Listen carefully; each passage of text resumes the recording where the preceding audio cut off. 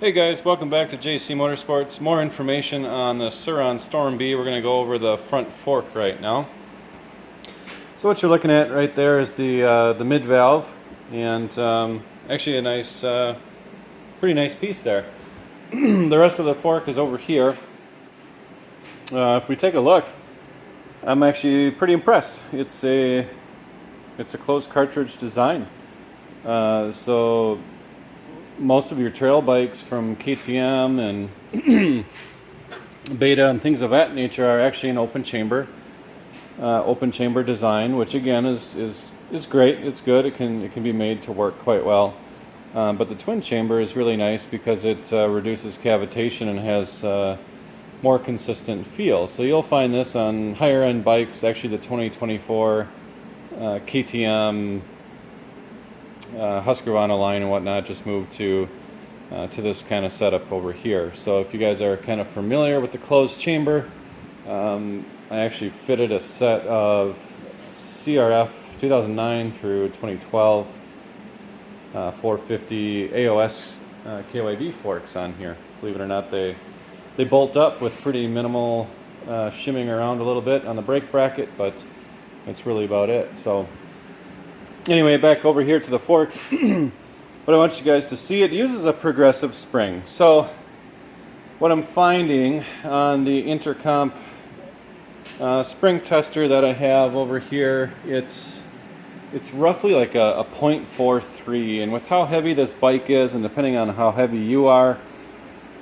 the bike really should have came stock with about a 0.48, give or take. And you know, with my weight, things of that nature, I'm probably I'm 260 fully geared up. I'll probably be around like the 0.54 range, give or take. So long story short, the biggest gain you could probably get from this bike is actually just changing over the spring. If you like the way the bike feels, that's great. But if you're pushing it a little bit, noticing that the bike dives or even pushes in sharp corners because it doesn't quite have the control and hold up, a spring could actually be probably the biggest gain for this bike, believe it or not. The rest of it looks pretty decent, fit and finish, things of that nature. You guys can see it's got a nice machine free piston there. This is the compression base valve here. It's got a bottoming cone here as well. And if you actually look down in here, I'm going to attempt to get this, we'll see what happens, but way down on the bottom, maybe you can see that down there. There's a bottoming cone. So the last 1.5 inches of travel, give or take, there's actually another hydraulic portion that stops the bike from bottoming out. So a lot of nice features on here. Should be pretty easy to valve and get set up specifically for, you know, different riders, different terrains, things of that nature. But just wanted you guys to show you. Very Showa-like, which came on the Hondas. It is a 47 millimeter. I looked on KKE's website. It's a little confusing because they only offer 48 millimeter forks, and this is a 47.